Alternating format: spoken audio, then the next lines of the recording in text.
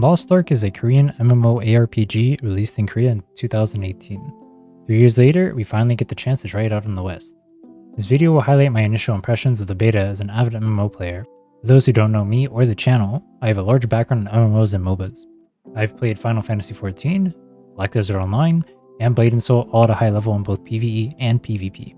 The number one thing I look for in a MMO is a good combat system, so this review will omit life skilling and character customization. I believe the first thing we should talk about is graphics and UI. The graphics in this game are absolutely amazing, and honestly one of the biggest draws of the game.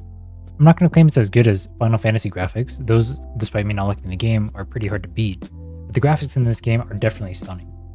From the maps to the abilities, everything feels really solid. The abilities in this game feel really crisp, really clean, and very impactful. It feels like it's one of the main draws of the game that it is so beautiful. I'm sure you guys have all seen character trailers, like the one that I'm playing right now, where you can see giant abilities being thrown, or super visually impressive abilities being thrown, and as I've played the game, I've noticed even like the mediocre abilities look visually stunning, so I like that they put a lot of effort into that. As far as the UI is concerned, I like the UI does not feel clunky. It doesn't feel like I'm claustrophobic with the UI, like certain games would, like BNS, where there's just too much information on the screen. In this game, it feels like they put in just the right amount of information. It feels pretty intuitive, where I can just click on something like character, for example, and just go instantly to my character and then look at gear, or I can press I and then just go look for gear, right click it if it's better than my current gear, and it will equip it for me. It'll tell me whether or not the gear is a higher gear score than my current gear, which is also pretty useful and intuitive for new players. And then there are some other nice features, such as being able to press tab to have a map open just like in PoE. Now this is a non-intrusive map, so you can click on it wherever, and you can move around the map while having this open for easier navigation. So let's say I want to move down over to my main quest, which is down here, this orange part. I can move throughout all of this without opening this map, which would obstruct my entire view and make it very difficult because I can only click on these fringe corners. I think this is a really nice feature, and obviously, as I said earlier, very like PoE. To actually navigate the quests themselves is pretty easy as well. You can just go over here, click on one of the quests, and then go press locate, and it will start highlighting the area which you need to go to. Very good QOL. Next, let's move on to leveling. Honestly, leveling in this game has been pretty weird so far. So when I was first playing, I was enjoying doing the side quests and like killing mobs and whatnot a lot. However, I've been instructed that doing this is actually a bad idea, and I have learned this from doing it myself. You get basically no EXP from side questing and basically no EXP from killing mobs. The vast majority of your EXP is going to come from following these orange quests and just doing these only.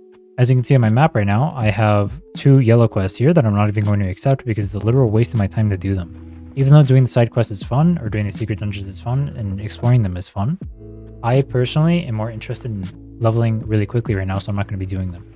That said, when I did do them originally, it was very fun to go around and explore it, so if you enjoy those aspects of games, I would say go ahead and give it a shot. A lot of my interaction with the main questline felt like I was just spamming G the whole time, which is the interact button in this game. G would be used just to skip dialogue or go pick up random things or go collect or whatever, and so I didn't like that about it. That was kind of boring. But when we actually got to the more interesting things like dungeons, I felt like I was having a lot of fun. I was doing dungeons with friends, and so because the dungeons actually end up scaling up based off people, or at least that's what it seems like, I was having a lot of fun in there. The dungeons actually felt somewhat difficult to do. Not like insanely difficult, but for early game dungeons, the fact that I can actually die, given that I'm not paying too much attention though, is pretty weird. I'm not used to being able to die early on in dungeons in games. At least I can't think of another game where I've actually done that in. The boss fights in this game also feel really nice. I feel like they're actually somewhat meaningful, and I can learn from the boss fights and take those mechanics and how to play my character into the next boss fight and do even better. So I like that aspect of it too. That being said, it's not like super difficult once again. You can still kill it, but it's not like brain dead face roll. If you just like spam buttons or whatever on the boss, you will die. Speaking of spamming buttons on the boss, let's move on to our final topic, combat. The combat in this game is probably the main draw of the game to me.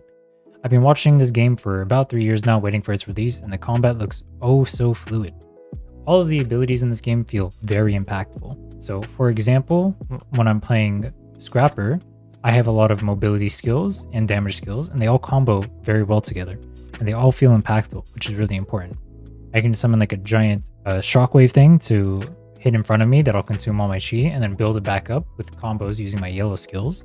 I have big jumps that'll do large amounts of damage. I feel like even the small abilities, like the mediocre ones, they put effort into making feel good. I kind of mentioned that earlier, but the abilities in this game do feel really, really nice. Even the ones that feel like they don't combo well together feel individually impactful. An example of this is on my Soul Fist. I have an ability that's basically Spirit Bomb, and I mean, well, what's cooler than a Spirit Bomb? The mobs and fighting in this game are pretty reminiscent of PoE. You group up all the mobs together, and then you just murder them with your giant AoE and whatnot, and then you move on to the next pack, which is pretty fun. It is very satisfying to kill all the mobs together. And then the boss fights also remind me of PoE.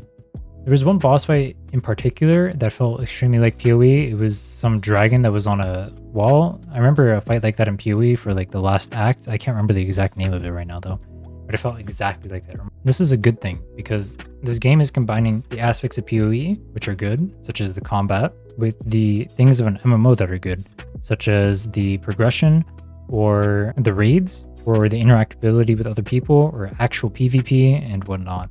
Actually having meaningful skills as well. I enjoy that a lot about this game. One of the downsides of the combat of this game though is that it can feel very hard to hit mobs sometimes. Because most of your abilities have to be aimed, with abilities that are very small, it might be very difficult to hit them. For example, on Scrapper, one of my launching abilities, I forget the name of it, was extremely small in its AoE, so if there was a pack of monsters right next to each other, I wouldn't realistically be able to hit them all. I would only hit like a small line of them. If you guys are interested in beta gameplay, my stream is down in the description below. I'm going to be playing this literally all day today. If you guys have any questions, you can go ahead and ask me there. We have a Discord filled with people playing the game as well. If you want to find friends to play with, you can go check that out. That's also in the description down below. Don't forget to hit the subscribe button to make sure you stay up to date with my Lost Ark content. I will be putting out content for this game as I have been waiting for it for a very long time and I enjoy it. And until next time, take care.